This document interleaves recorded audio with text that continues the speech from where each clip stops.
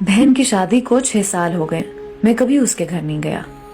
ईद शब रात कभी भी अब्बू या अम्मी जाते हैं। मेरी बीवी एक दिन मुझे कहने लगी, आपकी बहन जब भी आती है उसके बच्चे घर का हाल बिगाड़ कर रख देते हैं, खर्च डबल हो जाता है, और तुम्हारी माँ हमसे छुप छुपा कर कभी उसको साबुन की पेटी देती है, कभी कपड़े, कभी सर्फ के डब्बे, और कभी कभी तो चावल का थैला भर देती है। अपनी माँ को बोलो ये हमारा घर है, कोई खैरात सेंटर नहीं। मुझे बहुत गुस्सा आया। मैं मुश्किल से खर्च पूरा कर रहा हूँ और माँ सब कुछ बहन को दे देती है।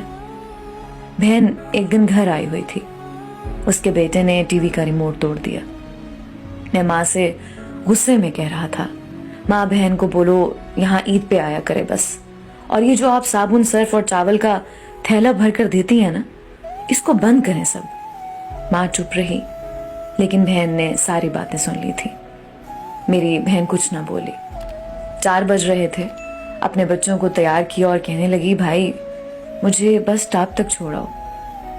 मैंने झूठे मुंह कहा, रह लेती कुछ दिन, लेकिन वो मुस्कुराई, नहीं भाई, बच्चों की छुट्टियां खत्म होने वाली हैं। फिर जब हम दोनों भाइयों में जमीन का बंटवारा हो रहा था तो मैंने साफ इनकार किया, भाई मैं अपनी जमीन से बहन को हिस्सा नहीं दूंगा।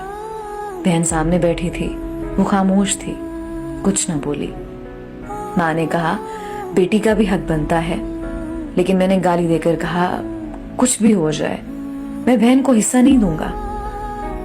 मेरी बीवी भी बहन को बुरा भला कहने लगी और वो बेचारी खामोश थी।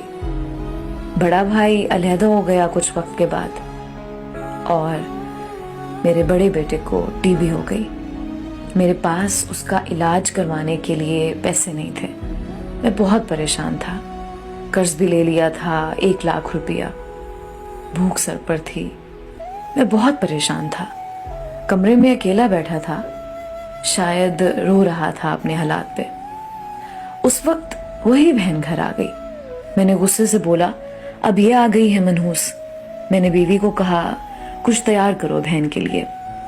बीवी मेरे पास आई, कोई जरूरत नहीं गोश्त या बिरयानी पकाने की इसके लिए।